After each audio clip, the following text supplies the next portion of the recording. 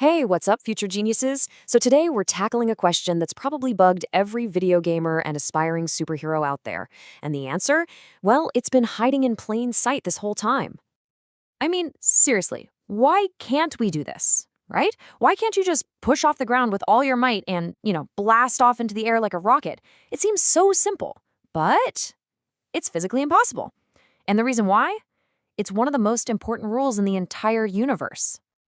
Yep, the entire reason your awesome video game rocket jump totally fails in the real world, it all comes down to this one simple principle. And it was figured out centuries ago by the one and only Sir Isaac Newton. Believe me, this law governs everything, from the way you walk to how spaceships fly.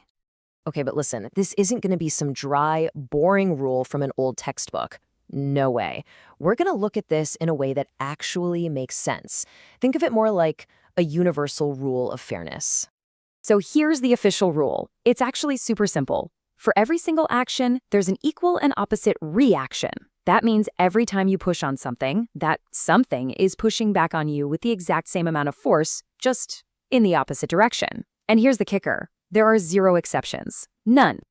Yeah, that's the famous line, right? Simple, elegant, and honestly, it's the key to everything. But to really, really get it, we need to think about it a little differently.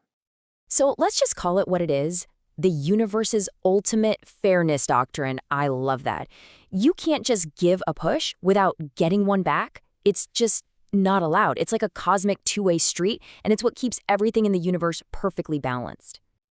Okay, so what does this whole fairness doctrine thing actually look like in the real world? Let's dive into a couple of examples and see this action-reaction partnership in action. All right, this right here gets to the heart of our whole problem.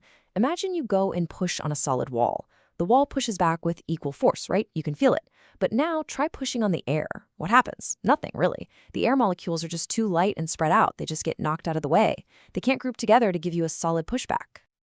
Okay, let's make this even clearer. Picture yourself on a skateboard. You push against a wall. That's your action. The reaction? The wall pushes back on you with that exact same force. And whoosh, you go rolling in the opposite direction. See? You don't move yourself.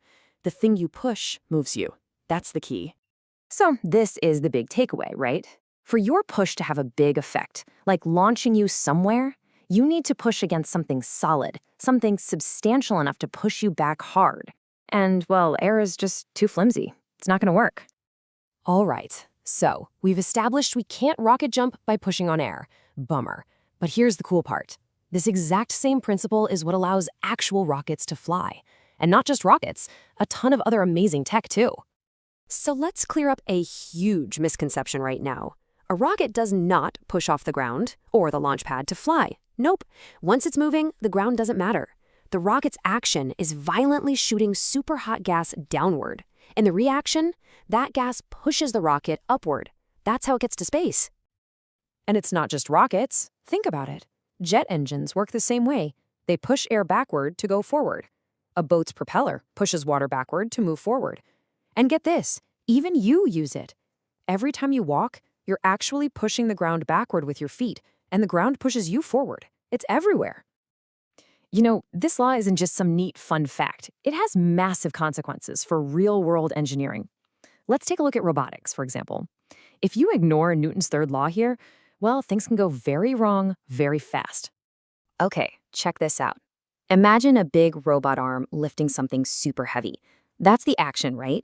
But what's the reaction? All that force gets pushed right back down into the robot's base, and if that base isn't designed to be heavy and stable enough to handle that pushback, the whole thing could just tip right over. Engineers have to calculate these forces perfectly. So we've gone from a simple jump to rockets and even robots. Let's bring all of this back home and maybe change the way you think about your own body and how you move around. So, the next time you jump, I want you to remember this. You're not just pushing off the ground. No, you are performing an action on the entire planet Earth. And in return, the whole planet is giving you an equal and opposite pushback, launching you into the air. In that moment, you are a mini rocket. How cool is that? So, I'll leave you with a question. Now that you know about this, you're going to start seeing this action-reaction partnership everywhere, from birds flying to fish swimming, you name it. So, what's the most surprising or coolest example you can think of? And remember, never stop asking why.